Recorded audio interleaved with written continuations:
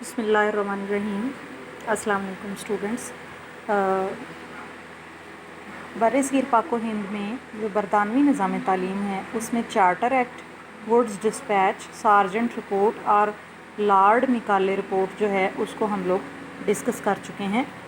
और आज हम बात करेंगे बरतानवी दौर में मुसलमानों की तालीमी तहरीकें। इसमें 5 तहरीकें हैं हमारे पास। ये हैं तहरीक देवबंद है, तहरीक अलीगढ़ है, तहरीक नदवतुल उलमा, अंजुमन हिमायत इस्लाम और जामिया मिलिया इस्लामिया। अब ये जो 3 तहरीकें हैं, नदवा और अंजुमन हिमायत इस्लाम और मिलिया इस्लामिया, ये पहले निसाब में शामिल थीं, लेकिन दरमियान में क्या हुआ कि इनको निसाब से ख़ारिज कर दिया गया और अब दोबारा से इनको निसाब में शामिल कर लिया गया है। फ़िलहाल हमारे पास तहरीक देवबंद और तहरीक अलीगढ़ जो है वो मौजूद हैं, उनके ऊपर हम लोग बात करेंगे। और ये जो हैं ये फिर बाद में नई बुक के अकॉर्डिंग जो भी सूरत हाल होगी उसके अकॉर्डिंग हम कर लेंगे। अच्छा, इसमें फ़र्स्ट ऑफ़ ऑल मैं इन तहरीकों को शुरू करने से पहले थोड़ा सा तारुफ़ आपको देना चाहूँगी कि अंग्रेज़ों ने जब अपना तालीमी निज़ाम जारी किया तो जैसा कि हम लोग जानते हैं, मैंने आपको इनके सारे एक्ट्स वगैरह में भी बताया कि इन्होंने जो है वो इतना स्ट्रिक्ट किस्म का तालीमी निज़ाम था इनका कि मुसलमानों के लिए उसमें कोई गुंजाइश ना छोड़ी और मुसलमानों के लिए वो तालीमी निज़ाम बिल्कुल भी सूटेबल नहीं था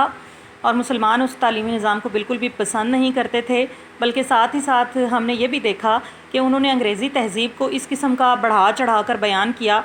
कि जो नौजवान नस्ल है वो उनकी गर्विदा हो जाए और उनकी जो है वो फ़ैन हो जाए। तो अब हुआ क्या कि ऐसी सूरत हाल में जब ये चार्टर एक्ट, वुड डिस्पैच और लॉर्ड मिकाले रिपोर्ट,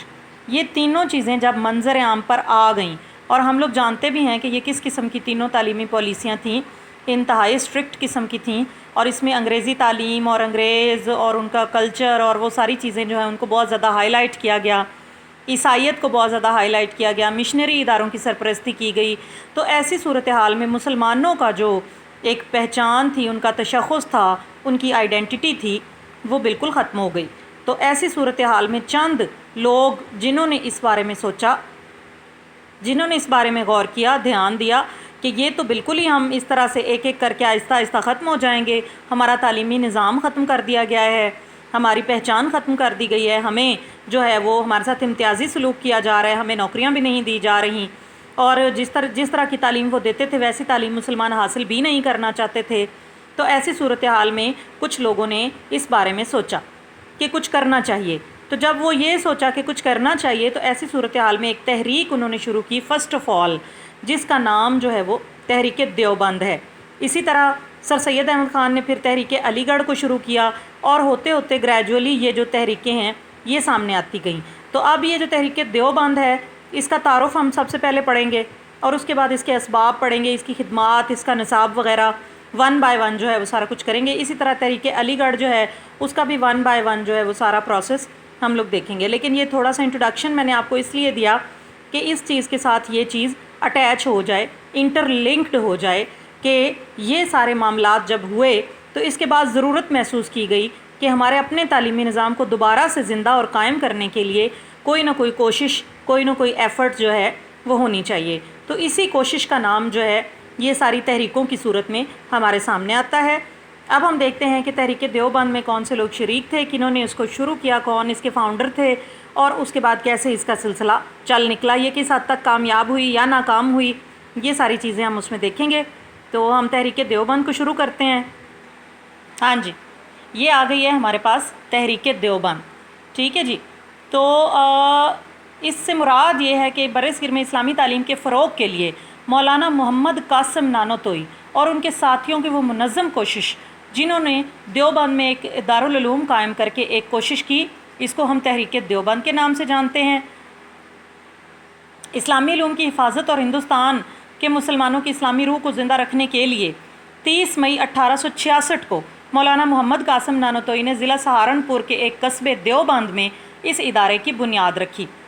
मौलाना मोहम्मद कासिम नानोतोई के करीबी दोस्त, जिनमें आबद हुसैन, मौलाना जुल्फ़कार अली, मौलाना फ़ज़लुर रहमान, इन्होंने मदरसे को माली इमदाद दी اور جلد ہی اس ادارے کی جو شہرت ہے وہ پورے علاقے میں پھیل گئی۔ اس زمانے میں بنگال، پنجاب، کشمیر، افغانستان اور بلوچستان سے طالب علم جو ہیں وہ یہاں پہ آنے لگے۔ مولانا محمد یعقوب نانوتوئی اس ادارے کے پہلے سربراہ یعنی ہیڈ ماسٹر تھے، اور مولانا محمود الحسن اس کے پہلے متعلم یعنی کہ اسٹوڈنٹ تھے۔ مولانا محمد قاسم نانوتوئی نے اس ادارے کے لیے بہت خدمات سر انجام دیں، جس کی بنا پر اس کو قاسم العلوم بھی کہا جاتا ہے۔ اور اس میں جو لوگ جنہوں نے بعد میں تحریک پاکستان میں اپنا مین رول پلے کیا، اس میں اگر دیکھا جائے تو مولانا محمود الحسن، اشرف علی تھانوی، عبید اللہ سندھی، شبیر احمد عثمانی، احمد علی لاہوری اور مفتی محمد شفیع، یہ وہ لوگ ہیں جنہوں نے بعد میں تحریک پاکستان کے لیے بھی اپنی خدمات سر انجام دیں۔ اب ہم دیکھ لیتے ہیں کہ اس ادارے کو بنانے کی وجہ کیا تھی، اس کا مقصد کیا تھا، اس کی ریزنز، اس کے اسباب کیا تھے، کیا ایسی وجہ تھی جس کی بنا پر اس ادارے کو بنانے کی ضرورت محسوس کی گئی۔ سو فرسٹ آف آل اسلامی اقدار کا احیاء۔ تو یہ بات ہم لوگ جانتے ہیں کہ انگریزوں نے اس قسم کا تعلیمی نظام وہاں پہ جاری کر دیا تھا، ایسا وہاں کا ماحول بنا دیا تھا کہ مسلمان جو ہیں وہ اپنی اقدار کو بھول گئے تھے، ان کے دلوں میں اپنی اقدار کے لیے تڑپ جو ہے وہ ختم ہو گئی تھی، اور انگریزی تہذیب کے وہ بہت زیادہ قریب ہو گئے تھے، اس کی تقلید کرنے لگے تھے، اس کو پسند کرنے لگے تھے۔ تو ایسی صورتحال میں یہ کوشش کی گئی کہ اسلامی اقدار یعنی اسلامک ویلیوز، اسلام کی جو پسندیدہ باتیں ہیں، احیاء کا مطلب ہوتا ہے ریوائول یا کسی چیز کو دوبارہ سے زندگی بخشنا، تو اس کو دوبارہ زندہ کرنے کے لیے یہ کوشش کی گئی کہ اسلام کی جو اقدار ہیں وہ دوبارہ سے مسلمانوں کے اندر پیدا ہو جائیں۔ ٹھیک ہے جی۔ اس کے علاوہ یہ کہ اب عیسائیت کے حوالے سے ہم نے دیکھا پچھلے جو ہمارے ٹاپکس تھے کہ عیسائیوں نے اپنی سر توڑ کوشش کی عیسائیت کو پھیلانے کے لیے، اس کے لیے انہوں نے تعلیمی ادارے بھی بنائے، ویسے اپنے مبلغین وغیرہ بھی چھوڑے کہ عیسائیت کی بھرپور تبلیغ جو ہے وہ کر سکیں، اور انگریز چاہتے بھی یہی تھے کہ اسلام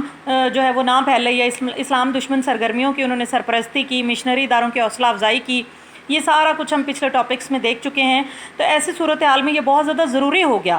کہ اسلام کی تبلیغ دوبارہ سے کی جائے، لوگوں کے دلوں میں اسلام کے حوالے سے جو غلط فہمیاں پیدا کر دی گئی ہیں ان کو کلیئر کیا جائے، اور اسلام کے ساتھ لوگوں کا جو لگاؤ ہے وہ دوبارہ سے واپس لایا جائے۔ اس کے علاوہ ہے جی روحانی اصلاح۔ روحانی اصلاح کے حوالے سے ہم دیکھتے ہیں کہ جنگ آزادی جو کہ 1857 میں ہوئی تھی، اس میں ناکامی کے بعد مسلمان معاشی اور تعلیمی پسماندگی یعنی بیکورڈنس، پیچھے ہٹ جانا، اس کی زد میں آ گئے تھے۔ تو اسلام کی تبلیغ کا کام بالکل ختم ہو گیا، مسلمان نوجوانوں کے اندر اسلامی روح بالکل ختم ہو گئی، وہ اپنی تہذیب کو بھول گئے، انگریزی تہذیب کو اپنانے میں فخر محسوس کرنے لگے۔ تو ان ساری سچویشنز میں چاہا یہ گیا کہ مسلمانوں کے اندر اخلاقی اور روحانی روح جو ہے وہ پیدا کی جائے، اس کی اصلاح کی جائے، اور تحریک دیوبند نے مشکل حالات میں برصغیر کے مسلمانوں کی روحانی اصلاح کا مشکل کام جو ہے وہ احسن طریقے سے سر انجام دیا۔ اس کے علاوہ یہ کہ ہم نے یہ بھی دیکھا انگریزوں کا جو دور تھا یا ان کی تعلیمی پالیسیاں تھیں، اس کے اندر ہم نے یہ بھی دیکھا کہ انگریزوں نے جیسے اقتدار سنبھالا تو اپنی طرز کے بہت سے تعلیمی ادارے انہوں نے بنا دیے، مسلمانوں کا تعلیمی نظام انہوں نے ختم کر دیا، مسلمانوں کی جو ڈگریاں ملتی تھی جن اداروں سے وہ انہوں نے انویلڈ قرار دے دیں، اور اسی طرح ان کو امداد وغیرہ دینی بھی بند کر دی، جو مسلمان طلبہ کو اسکالرشپس ملتے تھے وہ بھی ختم ہو گئے، ساتھ ہی ساتھ عربی فارسی لینگویجز جو تھیں ان کو بھی ختم کر دیا گیا۔ تو یعنی بہت برے طریقے سے مسلمانوں کو سنب کیا گیا، پیچھے دھکیلا گیا، جس کی وجہ سے کیا ہوا کہ مالیات کی کمی کی وجہ سے مدارس جو تھے وہ بند ہو گئے۔ اب اس کا نتیجہ کیا نکلا کہ مسلمانوں کے بچوں کو مجبوراً سرکاری اسکولوں میں داخلہ لینا پڑا، جہاں پہ عیسائیت کی تبلیغ بھی تھی، انگریزی تعلیم بھی تھی جو کہ وہ حاصل کرنا نہیں چاہتے تھے، لیکن بہرحال ایسی صورت میں یہ دیکھا گیا کہ ہمارے ہاں جو مسلمانوں کے ہونے چاہیے تعلیمی اداروں کی بہت کمی ہو گئی ہے۔ ٹھیک ہے جی۔ تو تعلیمی اداروں کی کمی کو پورا کرنے کے لیے یہ ایک کوشش کی گئی کہ دارالعلوم بنایا جائے تاکہ مسلمانوں کا اپنا تعلیمی ادارہ ہو، وہاں پہ مسلمان آئیں، وہ اپنی تعلیم حاصل کریں اور سیٹسفائیڈ فیل کریں، اور ان کو کسی قسم کا کوئی مسئلہ نہ ہو۔ اچھا، اس کے علاوہ یہ کہ انگریزوں کا ہم لوگ جانتے ہیں کہ وہ پورے ہندوستان پر قابض ہو گئے تھے، انہوں نے مسلمانوں کا جو سارا سیاسی نظام ہے وہ بھی ختم کر دیا تھا، اور مسلمان اپنی معاشی حالت کے خراب ہونے کی وجہ سے بھی جیسے ایک دوسرے سے دور ہو گئے تھے، ان میں بہت زیادہ انتشار پیدا ہو گیا تھا۔ تو اس وجہ سے کوشش یہ کی گئی کہ کوئی ایسا پلیٹ فارم ہو، کوئی ایسی جگہ ہو جہاں پہ مسلمانوں کو اکٹھا کیا جائے، وہ دوبارہ سے متحد ہوں، جمع ہوں، اور اپنی بقا کے لیے، اپنی آزادی کے لیے جنگ لڑیں۔ اس صورت میں جو لیڈرشپ ہے، قیادت ہے، اس کی بہت ضرورت تھی۔ تو دارالعلوم دیوبند کے ریفرنس سے، اس کے وایا سے جو ایک یہ قائدین ہیں، یہ جو لیڈرز ہیں، اس کے فقدان کو کے مسئلے کو ختم کرنے کی کوشش کی گئی، اور یہی وجہ ہے کہ دیوبند سے فارغ ہونے والے جو طلبہ تھے انہوں نے تحریک آزادی میں محمد علی جناح کا ساتھ دیا۔ اس حوالے سے شبیر احمد عثمانی کا جو رول ہے وہ کوئی کسی سے بھولا ہوا نہیں ہے، بہت اہم کردار انہوں نے اس حوالے سے ادا کیا۔ تو یہ کچھ ریزنز ہیں، آگے مزید کچھ اسباب جو ہیں ان کو ہم دیکھ لیتے ہیں۔ اچھا، نیکسٹ ہے ہمارے پاس بدعات کا خاتمہ۔ بدعت کیا ہوتی ہے؟ یعنی کہ دین میں نئی بات جو ہے وہ شامل کر لینا، مطلب وہ دین میں ہے نہیں لیکن شامل کر لی گئی ہے۔ اب جب ہندوستانیوں اور انگریزوں نے اپنی تہذیب کو بہت زیادہ ہائی لائٹ کیا اور مسلمانوں کی تہذیب کو انہوں نے بہت زیادہ برا کر کے پیش کیا، تو اس سے کیا ہوا کہ کچھ ضعیف العقیدہ یعنی کمزور عقیدے کے جو لوگ تھے انہوں نے دین میں کچھ نئی چیزیں شامل کر لیں، کچھ احادیث، کچھ باتیں ایسی تھیں جو کہ بالکل اسلام میں تھیں ہی نہیں، لیکن انہوں نے کیا کیا کہ ہر چیز کو حدیث، ہر چیز کو قرآن کا نام دے کر اور اس میں شامل کرنا شروع کر دیا۔ اس سے کیا ہوا کہ اصل جو اسلام کی تعلیمات تھیں وہ کہیں پیچھے چلی گئیں۔ تو اس لیے یہ تحریک دیوبند کے تھرو یہ کوشش کی گئی کہ بدعات اور فتنہ انکار نبوت کے سلسلے میں ایک انقلابی تحریک جو ہے اس کو شروع کیا جائے۔ اس کا آغاز جو ہے وہ مجدد الافسانی یعنی شیخ احمد سرہندی نے کیا، اور اسی تحریک کو آگے بڑھاتے بڑھاتے جو ہے وہ تحریک دیوبند نے بھی اس اپنے مقصد کو مد نظر رکھا کہ ہم نے یہ مقصد اپنے ساتھ لے کر چلنا ہے۔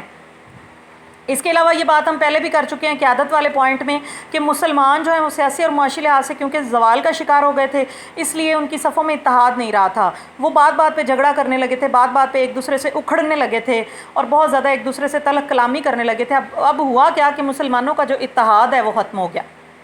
انگریز یہی چاہتے تھے کہ ڈیوائیڈ اینڈ رول، کہ ڈیوائیڈ کریں اور رول کریں، تو اس لیے یہ تحریک دیوبند کے ذریعے یہ کوشش کی گئی کہ مسلمانوں کو پھر سے ایک مرکز پر اکٹھا کیا جائے، ان کی صفوں میں اتحاد پیدا کیا جائے، اور اس حوالے سے جو تحریک دیوبند ہے اس کا بڑا ہسٹوریکل تاریخی رول ہے۔ انہوں نے کیا کیا کہ مسلمانوں میں اتحاد پیدا کر کے دوبارہ سے سیاسی بیداری کا شعور ان کو دے کر اور تحریک آزادی کے لیے ان کو تیار کیا۔ ٹھیک ہے جی۔ اس کے بعد ہے مغربی تہذیب کے اثرات۔ یہ بات بھی ہم کافی دفعہ کر چکے ہیں کہ ہماری جو نوجوان نسل ہے ان کے اوپر مغربی تہذیب کے اثرات بہت برے طریقے سے پڑ چکے تھے، کیونکہ آپ کو پتہ ہے یہ بڑی اٹریکٹیو سی ہوتی ہے، ان کی لینگویج، ان کی ڈریسنگ، ان کا طور طریقہ، ان کے رہن سہن، یہ تو وہ ایک بڑا ہی ہمارے ہاں، کیونکہ اسلام ان سب چیزوں کو پسند نہیں کرتا، یا اسلام میں ان سب چیزوں کی ممانعت ہے جو کہ کام انگریز بڑی آسانی سے کر لیتے ہیں۔ تو آبویسلی جب مسلمانوں کو یہ سب کچھ دیکھنے کو ملا، ان کو کچھ ایسا کرنے کا موقع ملا، تو وہ اپنی تہذیب سے دور ہو گئے اور انگریزی تہذیب کے وہ دلدادہ ہو گئے، یعنی اس کو پسند کرنے لگے۔ ان حالات میں یہ ضرورت محسوس کی گئی کہ کسی طرح مسلمانوں کو مغربی تہذیب کا اصل چہرہ دکھا کر، اصل چہرہ کیا ہے؟ برائی اور گناہ کا چہرہ ہے، ٹھیک ہے، وہ بتا کر کہ یہ کام ظاہری طور پہ چمک والے ضرور ہیں، اٹریکٹیو ہیں، لیکن ان کا انجام جو ہے وہ گناہ ہے یا سزا ہے یا اینی تھنگ، کہ اسلام کی نظر میں یہ پسندیدہ نہیں ہے۔ تو اس وجہ سے اسلام کی جو عظمت ہے وہ ان کے دلوں میں پیدا کرنے کی کوشش کی گئی۔ چنانچہ مسلمانوں کی انفرادی اور اجتماعی زندگی میں اسلامی تعلیمات کی حکمرانی کے لیے تحریک دیوبند کا آغاز کیا گیا، جس نے مسلمانوں کو مغربی تہذیب کے پھندے سے بچا لیا۔ یہ تو اس کے اسباب ہیں۔ اب ہم اس کے نصاب کی طرف آ جاتے ہیں۔ نصاب کے حوالے سے اگر دیکھا جائے تو حضرت شاہ ولی اللہ جو ہیں ان کی فکر یعنی سوچ سے متاثر ہے ان کا نصاب۔ ان کے نصاب کے حوالے سے مدرسہ رحیمیہ دہلی کا نصاب جو ہے اگر اس کو دیکھا جائے تو اسی کو لے کر یہ آگے چلے، اور اس میں قرآن و حدیث کو مرکزی حیثیت دی گئی۔ اور مزید بھی ہم دیکھ لیتے ہیں کہ انہوں نے کیسے ڈیوائیڈ کیا تھا نصاب کو۔ انہوں نے دینی علوم کا ایک کیٹیگری بنا دی، ایک عقلی علوم کی یعنی دنیاوی علوم کی کیٹیگری بنا دی، عملی علوم ہیں، اس میں پیشہ ورانہ اور ٹیکنیکل اور فنی اور وہ سارے آ جاتے ہیں، اور اس کے علاوہ عربی زبان و ادب کی ایک کیٹیگری ہے، فارسی زبان و ادب کی، حفظ قرآن کی، کو کریکولر ایکٹیویٹیز کی، تو کیٹیگرائز کر کے انہوں نے نصاب ہمیں بتایا۔ دینی علوم کی اگر بات کی جائے تو اس میں آبویسلی ہم جانتے ہیں کہ قرآن اور صحائح ستہ یعنی حدیث کی جو 6 کتابیں ہیں ان کو پورے تعلیمی نصاب کی بنیاد قرار دیا گیا۔ اس کے علاوہ فقہ، اصول حدیث، تفسیر، اصول تفسیر، سیرت النبی، تاریخ اسلام اور اسلامی تہذیب، یہ وہ سبجیکٹس تھے جو کہ بطور نصاب اس میں شامل کیے گئے۔ عقلی یا دنیاوی علوم کے حوالے سے اگر دیکھا جائے تو طلبہ کی تحقیقی صلاحیتوں کی نشوونما اور علمی درجات میں اضافے کے لیے منطق، فلسفہ، جغرافیہ، تاریخ عالم یعنی پوری دنیا کی تاریخ، بنیادی سائنس یعنی بیسک سائنس کہ مطلب یہ سبجیکٹ وائز نہیں ہے، یہ جیسے ہماری جنرل سائنس ہوتی ہے، علم الکلام یعنی مذہبی علوم کو دلائل کے ساتھ پیش کرنا، ریاضی، جغرافیہ، اخلاقیات اور معاشرتی علوم یعنی سوشل سٹڈیز جو ہیں اس کو نصاب میں شامل کیا گیا۔ عملی علوم کی اگر بات کی جائے تو یہ بھی ہم جانتے ہیں کہ انگریزی نظام تعلیم ایسا نہیں تھا جس میں کسی بھی سٹیج پر آ کر اگر کوئی فرد اپنی تعلیم چھوڑنا چاہے اور کوئی پیشہ اپنانا چاہے تو اپنا لے۔ یہ ہم نے اس میں واضح الفاظ میں دیکھا تھا کہ ثانوی تعلیم کا مقصد بچوں کو اعلیٰ تعلیم کے لیے تیار کرنا تھا یا یونیورسٹیوں میں داخلے کے لیے تیار کرنا تھا۔ کوئی بھی پیشہ، کوئی بھی ہنر ان کو نہیں سکھایا جاتا تھا۔ اس لیے انہوں نے کیا کیا کہ انہوں نے سوچا کہ اگر ہمارے لوگوں کو سرکاری نوکری نہیں بھی ملتی، کیونکہ دیکھیں نا اسلامی مدارس کا تو انہوں نے ڈگریاں ہی ساری فالس قرار دی ہوئی تھیں، تو ان کو نوکری کہاں ملنی تھی، تو اس لیے انہوں نے سوچا کہ اگر ان کو نوکری نہیں بھی ملے گی تو کوئی نہ کوئی مہارت یا فن ان کے پاس ایسا ہوگا کہ وہ اپنی جو دکان ہے، اپنا کوئی کاروبار ہے وہ کھول کے بیٹھ جائیں گے اور اپنی روزی کمانے کے قابل ہو جائیں گے۔ اس حوالے سے انہوں نے طب، یونانی، خطاطی، جلد سازی اور دستکاریاں یہ چیزیں نصاب میں شامل کیں۔ ان عملی مہارتوں سے کیا ہوا کہ طلبہ عملی زندگی میں مختلف پیشے اپنانے کے قابل ہو گئے۔ اچھا جی، اس کے بعد آ جاتے ہیں ہمارے عربی زبان و ادب۔ تو عربی جو ہے وہ بھی ہمارے لیے ایک بہت اہم حیثیت رکھتی ہے کیونکہ قرآن پاک عربی میں ہے، اور اس وجہ سے عربی کو سیکھے بغیر ہم بالکل بھی کہہ نہیں سکتے کہ ہم قرآن پاک کو سمجھ سکتے ہیں یا اس کو پڑھ سکتے ہیں، تو اس لیے اس کے اوپر خاص توجہ دی گئی۔ عربی کا 3 سالہ کورس جو ہے وہ 3 درجوں میں تقسیم کیا گیا۔ ابتدائی درجے میں کیا ہوتا تھا کہ عربی کی تدریس کے لیے اردو کا سہارا لیا جاتا، ثانوی درجے میں نصف عربی اور نصف اردو، اور اعلیٰ درجے میں کیا ہوتا تھا کہ صرف عربی زبان میں ہی تدریس کی جاتی تھی۔ اس کورس میں عربی سے اردو ترجمہ اور اردو سے عربی ترجمہ، عربی قواعد یعنی گرامر، عربی انشاء یعنی ایسے لکھنا عربی میں، اور عربی خطابت یعنی عربی میں بات چیت کرنے کا طریقہ سکھایا جاتا تھا۔ اچھا، اس کے بعد ہے جی فارسی زبان و ادب۔ تو اس میں فارسی زبان و ادب پر بھی خصوصی توجہ دی گئی۔ اس کے لیے 5 سال کی مدت مقرر کی گئی اس کے کورس کے لیے۔ اس میں فارسی ادب کا خاص مطالعہ جو ہے وہ نصاب میں شامل کیا گیا۔ اس کے علاوہ اردو سے فارسی، فارسی سے اردو ترجمہ، فارسی انشاء، فارسی قواعد، اس میں مہارت دلائی جاتی تھی بچوں کو۔ حفظ قرآن جو ہے وہ الیکٹیو سبجیکٹ کے طور پہ اس میں شامل کیا گیا کہ جو بچے حفظ قرآن کرنا چاہتے ہیں وہ کر لیں، نہیں کرنا چاہتے تو ان کی اپنی مرضی ہے۔ اس کے لیے کیا ہوتا تھا کہ قرآن پاک کے حفظ کرنے اور قرأت و تجوید، تجوید ہوتا ہے جی قرآن پاک کو پڑھنے کا جو فن ہے، یعنی صحیح تلفظ کے ساتھ الفاظ کی صحیح جو ادائیگی ہے، دیٹ از کالڈ تجوید، اس کے ساتھ اس کو پڑھنا سکھایا جاتا تھا۔ اس کا کوئی دورانیہ مقرر نہیں تھا، یہ بچے کی انٹلیکٹ کے اوپر ڈیپینڈ کرتا تھا کہ بچہ کتنی مدت میں یہ اپنا مطلب قرآن پاک کو حفظ کر لیتا ہے، لیکن عام طور پہ اس پہ 4 سے 5 سال لگ جایا کرتے تھے۔ اور ساتھ ہی ساتھ انہوں نے کو کریکولر ایکٹیویٹیز کا بھی اہتمام کیا ہوا تھا۔ اس کے حوالے سے انہوں نے بحث و مباحثہ، کھیل وغیرہ شامل کیے ہوئے تھے تاکہ بچے کی تخلیقی اور قائدانہ صلاحیتوں کی نشوونما ہو۔ تو یہ تھا ان کا نصاب، اور ان کے نصاب سے واضح ہمیں یہ بات نظر آتی ہے کہ وہ تمام چیزیں، وہ تمام سبجیکٹس جو کہ مسلمانوں کے مغلیہ جو بادشاہی کا دور تھا اس میں جو سبجیکٹس مسلمانوں کو پڑھائے جاتے تھے، انہوں نے فوکس اسی پہ کیا ہے، انہوں نے کوشش اسی کی ہے کہ وہی سبجیکٹس جو ہیں وہ دوبارہ سے ان کو سامنے لایا جائے، دوبارہ سے ان کو پڑھایا جائے۔ اور اب اینڈ پہ ہم دیکھیں گے کہ وہ کس حد تک اس میں کامیاب ہوئے۔ نیکسٹ ہمارا ٹاپک ہے جی تحریک دیوبند کی خصوصیات۔ ہاں جی، خصوصیات کے اوپر ہم جلدی سے نظر ڈالیں گے۔ اس میں فرسٹ آف آل تو یہ اس کی خصوصیت ہے کہ دارالعلوم دیوبند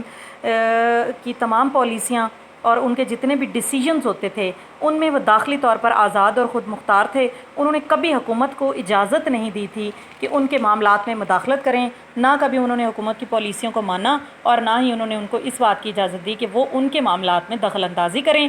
وہ اپنے تمام فیصلے کرنے میں داخلی طور پر آزاد تھے۔ اس کے علاوہ یہ کہ وہاں کا ماحول اس قسم کا بنایا گیا تھا کہ وہاں پہ تقوی اور پرہیزگاری کا جو عنصر ہے وہ ہمیں نظر آتا تھا۔ اساتذہ بھی اور طلبہ بھی اور سبھی لوگ جو ہیں انہوں نے اسلام کے زرعی اصولوں کو اپنایا ہوا تھا، اور وہ بالکل ہی ایک بہت ہی اچھا وہاں کا متقی اور پرہیزگارانہ جو ماحول ہے وہ وہاں پہ پیدا ہو گیا تھا۔ اس کے علاوہ مالی امداد کے حوالے سے جیسا کہ ہم نے دیکھا کہ انہوں نے حکومت سے بالکل کوئی تعاون کی اپیل نہیں کی، اور نہ ہی انہوں نے حکومت کے ساتھ کبھی کوئی ایسا معاملہ کیا، تو اس وجہ سے انہوں نے گھر گھر جا کر چندہ اکٹھا کیا اور لوگوں سے مالی امداد کی، حتیٰ کہ لوگ آٹا وغیرہ بھی ان کو دے دیا کرتے تھے اور اس قسم کی چیزیں بھی جن کو بیچ کر وہ اپنے جو اخراجات ہیں وہ پورے کیا کرتے تھے۔ اس کا ایک فائدہ یہ ہوا کہ جب وہ لوگوں کے گھروں میں جانے لگے، جگہ جگہ پہ جانے لگے، تو اس سے کیا ہوا کہ دارالعلوم دیوبند کی شہرت جو ہے وہ بھی پھر پورے ہندوستان میں پھیل گئی۔ فنی تعلیم کے حوالے سے ہم نے دیکھا کہ انہوں نے طلبہ کو ایسی تعلیم دی جس سے کہ اس قابل بنایا گیا کہ وہ اپنا کوئی نہ کوئی جو کاروبار ہے یا کوئی پروفیشن ہے وہ اپنا سکیں۔ اس کے لیے انہوں نے طب، خطاطی، جلد سازی اور کپڑا بننے کی مہارتوں کی تربیت ان کو دی تاکہ طلبہ جو ہیں وہ اپنا کام کرنے کے قابل ہو جائیں اگر ان کو نوکری نہیں بھی ملتی۔ اس کے علاوہ ایک بات یہ تھی کہ اس ادارے کے جتنے بھی معاملات تھے وہ باہمی مشاورت یعنی مشورے سے طے پاتے تھے، کہ جو ادارے کا ہیڈ تھا، منتظم اعلیٰ یا محتمم جو تھا، اس کے لیے لازمی تھا کہ اس نے جو بھی فیصلہ کرنا ہے وہ مشاورت سے کرنا ہے۔ اور اس سے کیا ہوا کہ اسلام کا جو ایک گولڈن پیریڈ ہے وہ دوبارہ سے ہمیں نظر آیا، دوبارہ سے زندہ ہو گیا کہ تمام معاملات جو ہیں وہ مشورے سے طے پا رہے ہیں۔ اس کے علاوہ اسلامی اقدار کا تحفظ ہے جی، تو یہ بھی ہم دیکھتے ہیں کہ تحریک دیوبند کے تھرو اسلام کو دوبارہ سے زندہ کرنے کی کوشش کی گئی۔ اسلام کے حوالے سے نوجوان نسل جو ہے وہ بھول بیٹھے تھے سارا کچھ، تو ان کو دوبارہ سے وہ سب کچھ ریمائنڈ کرایا گیا، اور ہوا کیا کہ اسلامی اقدار محفوظ ہو گئیں اور نوجوان نسل نے دوبارہ سے ان اقدار کو اپنا لیا۔ ساتھ ہی ساتھ یہ کہ تبلیغ اسلام کا جو فریضہ ہے وہ بھی اس دارالعلوم کے ذریعے انجام پایا۔ یہاں سے فارغ ہونے والے طلبہ جو تھے وہ ہندوستان کے کونے کونے میں گئے اور انہوں نے اپنے کردار سے ثابت کیا کہ واقعی وہ کسی اسلامی ادارے سے کچھ حاصل کر کے آئے ہیں، کچھ گین کر کے آئے ہیں، اور اسلام کی تبلیغ کا جو فریضہ ہے وہ انہوں نے سر انجام دیا۔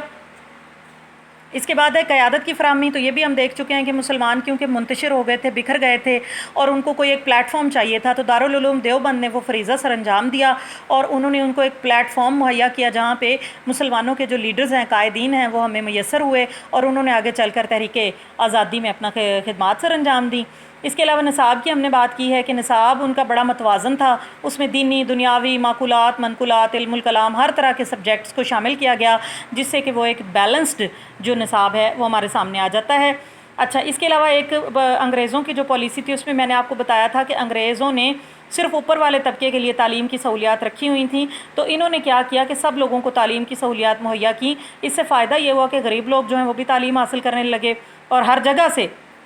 جو لوگ ہیں وہ آ کر تعلیم حاصل کرنے لگے، ان کو کسی قسم کی کوئی رکاوٹ نہیں تھی، کوئی مسئلہ نہیں تھا، اور وہ ایزیلی یہاں پر آ کر علم حاصل کر سکتے تھے۔ اور ساتھ ہی ساتھ ایک فائدہ یہ بھی ہوا کہ اس دارالعلوم سے فارغ ہونے والے طلبہ اور اساتذہ نے تحریک آزادی میں بہت اہم کردار ادا کیا، کیونکہ حکومت برطانیہ کی امداد انہوں نے کبھی قبول نہیں کی، اس وجہ سے اپنی پالیسیوں میں بھی ان کو مداخلت کی اجازت نہیں دی۔ تو بہت سے ایسے نام ہیں جو قائد اعظم کے ساتھ چلے اور تحریک آزادی میں انہوں نے اپنا کردار ادا کیا اور مسلمانوں کو آزادی دلا کر انہوں نے ایک اہم کارنامہ جو ہے وہ سر انجام دیا۔